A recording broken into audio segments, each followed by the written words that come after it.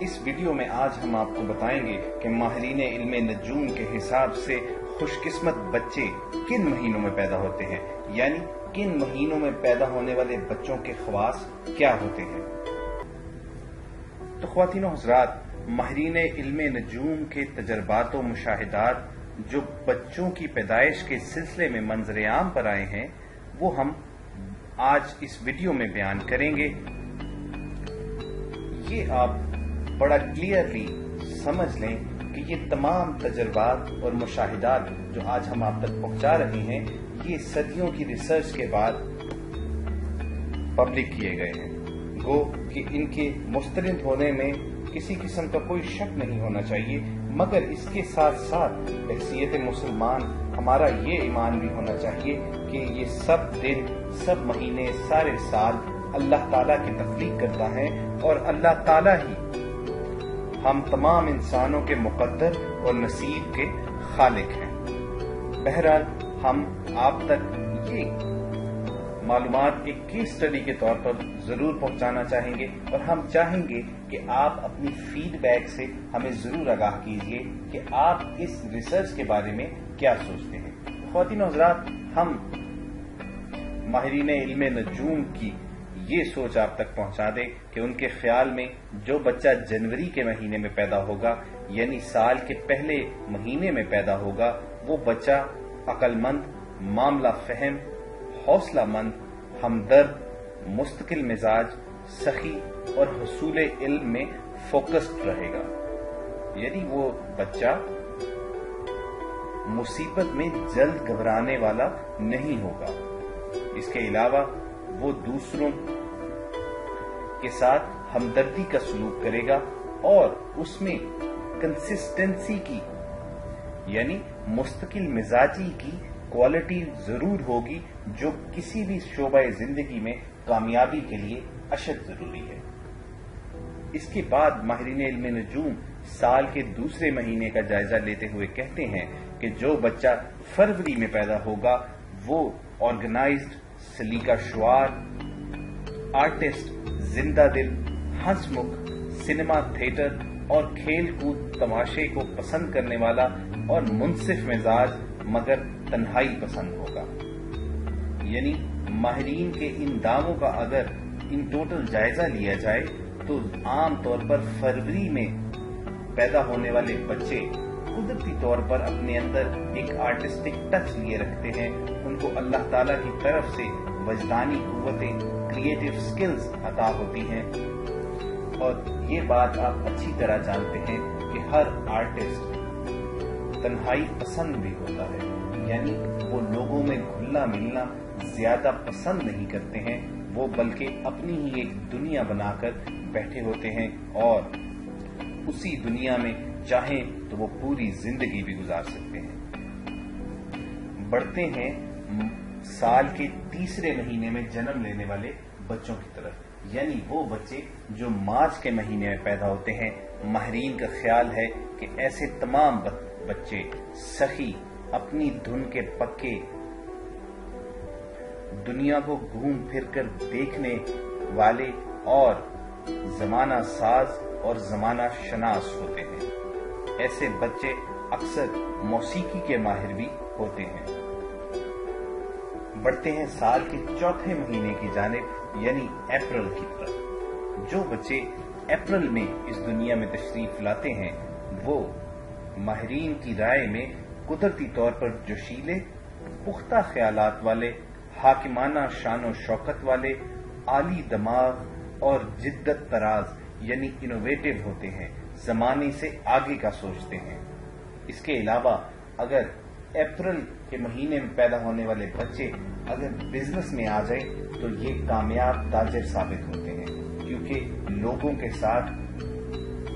بات کرنے کا ہنر اور انہیں اپنی بات منوانے کا سلیقہ ان بچوں کو خوب آتا ہے۔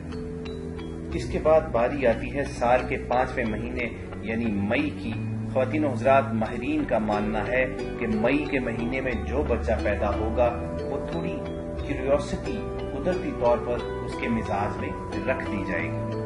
وہ بچہ تلاش حق کا دلدادہ ہوگا۔ اگر یہ بائی پروفیشن کسی شعبے کو چننا چاہیں تو مئی کے مہینے میں پیدا ہونے والے بچے کو وکالت کا انتخاب کرنا چاہیے، کیونکہ یہ کسی بھی بات میں چھپے ہوئے نقطے تک فوری پہنچ جاتے ہیں، اپنی دھن کے پکے ہوتے ہیں، طبیعت زیادہ جوشیلی ہوتی ہے، اعلیٰ منتظم ہوتے ہیں، یعنی ایڈمنسٹریٹر بہت بہترین ہوتے ہیں۔ چنانچہ ان تمام لوگوں کے لیے وکالت کا شعبہ نہایت اچھا رہتا ہے۔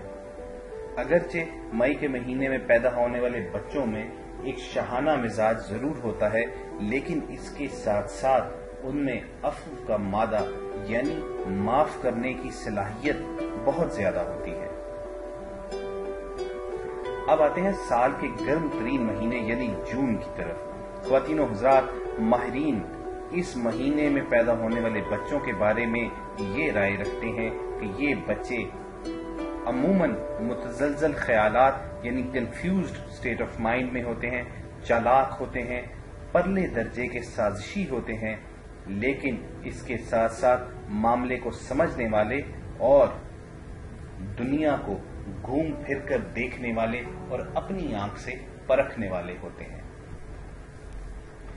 اس کے ساتھ ساتھ جولائی کے مہینے میں اس دنیا میں آنے والے بچے کے بارے میں ماہرین اس بات پر یقین رکھتے ہیں کہ جو بچہ اس ماہ میں پیدا ہوگا وہ آرام طلب، شوقین مزاج، موسیقی، محفل رقص و سرور کا دلدادہ اور فنون لطیفہ یعنی فائن آرٹس کو سمجھنے والا اور انٹیلیجنٹ ہوگا۔ جولائی کے بعد سال کے 8ویں مہینے اگست میں پیدا ہونے والے بچے عام طور پر زاہد، متقی، پرہیزگار، عالم، منصف مزاج، صاحب الرائے یعنی ہر بات میں اپنی ایک اوپینین رکھنے والے، ایماندار، مستقل مزاج، دلیر یعنی حق کی خاطر کھڑے ہونے والے اور دشمن سے بڑھ جانے والے بچے ہوتے ہیں۔ اس کے بعد ماہرین کا کہنا ہے کہ ستمبر کے مہینے میں پیدا ہونے والے بچے نہایت سمجھدار، دنیا کی اونچ نیچ سے واقف، بلا کے ذہین، تیز حافظے والے، تندرست مگر تھوڑے سے وہمی ضرور ہوں گے۔ اس کے ساتھ ساتھ جو بچے اکتوبر کے مہینے میں اس دنیا میں آئیں گے وہ قدرتی طور پر لوئل یعنی وفادار ہوں گے،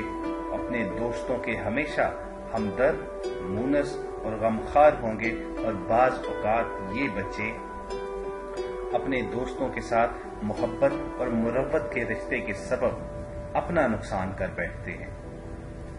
سال کے سیکنڈ لاسٹ مہینے یعنی نومبر کے مہینے میں پیدا ہونے والے بچوں کے بارے میں ماہرین کا کہنا ہے کہ یہ پیدائشی طور پر صاف گو یعنی سچی بات منہ پر کرنے والے، صاف دل، کامیاب تاجر، اپنے رشتہ داروں سے عمدہ سلوک کرنے والے، شان و شوکت کے دلدادہ اور دوسروں پر احسان کرنے کے متمنی ہوں گے، یعنی ان کو اچھا لگتا ہے کہ اگر وہ کسی کی مدد کر سکیں، مدد کرنے کا جذبہ ان کے اندر فطری طور پر رکھ دیا جاتا ہے۔ اور سال کے سرد ترین اور آخری مہینے میں پیدا ہونے والے یعنی دسمبر کے مہینے میں دنیا میں آنے والے بچے پیدائشی طور پر ہی اس خصوصیت کے حامل ہوتے ہیں کہ جب وہ کوئی بات اپنے دل میں سوچ لیں تو اس کے پورا ہونے تک وہ چین سے نہیں بیٹھتے۔ اس کے ساتھ ساتھ دسمبر میں جو بچہ پیدا ہوگا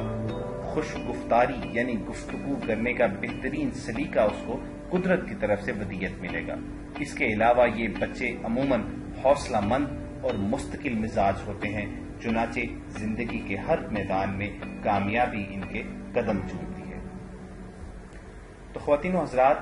یہ تھی مہینوں کے اعتبار سے ماہرین علم نجوم کی نظر میں وہ بچے جو مختلف مہینوں میں پیدا ہوتے ہیں اور مختلف کریکٹرسٹکس رکھتے ہیں، یعنی اپنی شخصیت میں مختلف کوالٹیز رکھتے ہیں۔ مگر یہاں اس ایک نقطے کی دوبارہ وضاحت کرتے جائیں کہ یہ تمام دن، مہینے، سال اللہ تعالیٰ کی تخلیق کرتا ہے۔ کوئی بھی دن منحوس نہیں ہوتا، کوئی بھی سال نحوست والا نہیں ہوتا۔ اسی طرح کسی خاص دن یا خاص مہینے میں پیدا ہونے والا بچہ ضروری نہیں کہ اپنے ساتھ خوش قسمتیوں اور خوش نصیبیوں کے پہاڑ لے کر پیدا ہو۔ ہمیں بحیثیت مسلمان صرف اور صرف اس بات پر یقین کرنا چاہیے کہ اللہ تعالیٰ ہی ہماری تقدیر کے خالق اور مالک ہیں، اور صرف دعا کے ذریعے ہی ہم اپنی نصیب کو بدل سکتے ہیں۔